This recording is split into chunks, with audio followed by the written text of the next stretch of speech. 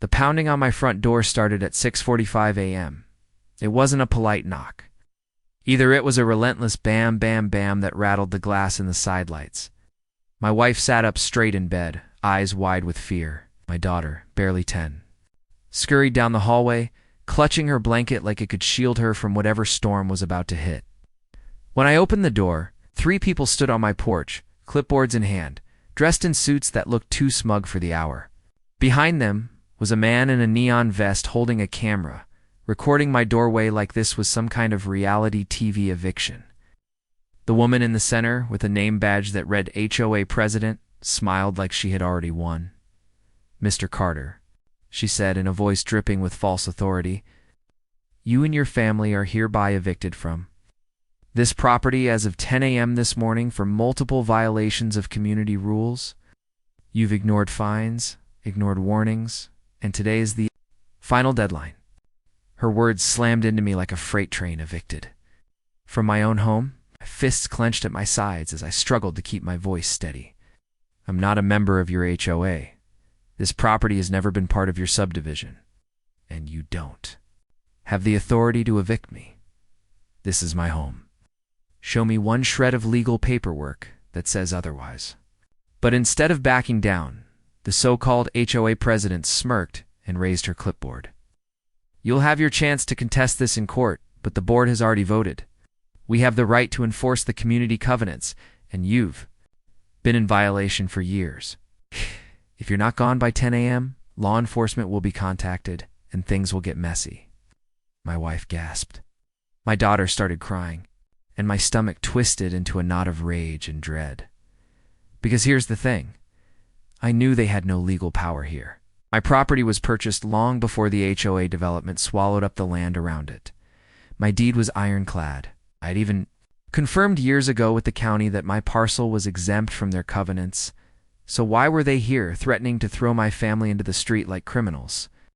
That was the start of the longest, most infuriating day of my life, a day where I had to fight not just for my home, but for the dignity of my family, against a power-drunk HOA determined to break us. By 8 a.m., my yard was swarming. Trucks rolled up. Workers unloaded fencing like they were preparing to cordon off my property. The neon vest cameraman kept circling my driveway, filming every inch of my home as if he were cataloging contraband. My neighbors, many of them HOA loyalists, stood on the sidewalks whispering and pointing, treating my nightmare like morning entertainment inside. My daughter clung to my wife, whispering, "Daddy, are we going to lose our house?" The sound broke something in me. No child should ever feel that kind of fear in their own home. I called the county sheriff's office, explaining the situation. The deputy on the line sighed and said, "Sir, unless they have a court order, they can't evict you. But they're probably trying to intimidate you into leaving. Sit tight, Wheel. Send someone out."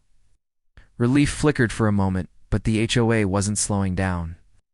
By 8:30, they had nailed a massive red and white eviction notice too. My front door with bold letters declaring, "Failure to vacate will result in immediate seizure of property." My blood boiled. This wasn't just harassment. It was fraud. At 9:15 a.m., I stormed out onto the porch. "Enough," I shouted, ripping the phony eviction notice down. "This is illegal harassment. I am not under your HOA, and if you don't leave my property, immediately I'll have every single one of you arrested for trespassing." The HOA president crossed her arms, lips curled in a condescending smile. "Bluff all you want, Mr. Carter. The rules apply to everyone in this neighborhood. Your chickens, your metal roof, your RV, every one of those is a violation. You've been freeloading without paying dues, and the board is done waiting. You have 45 minutes before enforcement begins." My vision tunneled with rage. Chickens, metal roof, RV? Those weren't violations, they were my lifestyle. The property wasn't governed by them, and they knew it. This wasn't about rules. This was about control, and they thought fear would make me fold. At 9:40 a.m., just as my wife was packing an emergency bag in case things went south, 2 sheriff's cruisers pulled up. The deputies stepped out, hands on their belts, assessing the circus unfolding on my lawn. Relief washed over me finally. someone with real authority. The HOA president marched toward them first, papers in hand, speaking loudly enough for the neighbors to hear. "Officers, this man is refusing to comply with his eviction. He's a danger to the community, and we need him removed immediately." The deputy glanced at the papers, then back at her with a raised brow. "Ma'am, this isn't a court order. This is just a letter from your HOA board. It's binding," she snapped. "We represent the community. Yes. He has no right to stay here." That's when the deputy turned to me. "Sir, do you have proof of ownership?" I pulled the deed from the folder I had prepared years ago for exactly this kind of harassment. My hands shook as I handed it over, but my voice was steady. "This property predates the HOA. I've confirmed with the county multiple times. Not under their jurisdiction. They have no authority here." The deputy scanned the document, then nodded. "That's all we need. Ma'am, unless you can show me a legitimate court order, you and your group are trespassing. I suggest you pack up before you're the ones facing charges." The HOA president's face twisted from smug superiority to sheer panic. "This isn't over," she hissed. But one by one, their trucks pulled out. The cameraman stopped recording. The neighbors scattered. And by 10:15, my yard was empty, silent, except for the sound of my daughter laughing through tears as she realized we weren't losing our home. You'd think that would be the end of it. But with HOAs, humiliation only makes them more dangerous. 2 days later, I received a letter, certified mail this time, demanding $86,000 in unpaid fines for violations accrued over the past decade. The threat was clear. If I didn't pay, they would pursue all available remedies, including liens and foreclosure. I was beyond furious. This wasn't just intimidation anymore. It was extortion, so I hired an attorney. We filed a cease and desist, then a lawsuit for harassment, fraud, and emotional distress. My lawyer, a bulldog of a man who hated HOAs as much as I did, told me they picked the wrong guy. We're going to bury them. Bury them we did.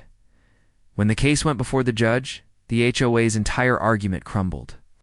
They had no jurisdiction, no covenants binding me, and no legal right to demand a single penny. Worse, the judge discovered they had falsified documents to try to rope my property into their boundaries years after I bought it. It crossed into criminal territory. The ruling was swift. The HOA owed me damages for harassment and legal fees. Their president and treasurer faced personal fines. The fake eviction notice.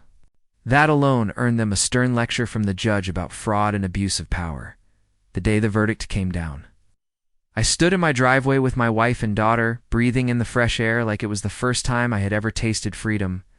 My neighbors watched from across the street, some ashamed, some relieved. And for the first time in months, the HOA left me alone. I hadn't just won for myself. I'd exposed their corruption for the entire community to see. When my daughter hugged me and whispered, "Daddy, we get to stay forever, right?" I finally let myself smile. "Forever," I told her. "This is our home. Nobody, not even the HOA, can take it away."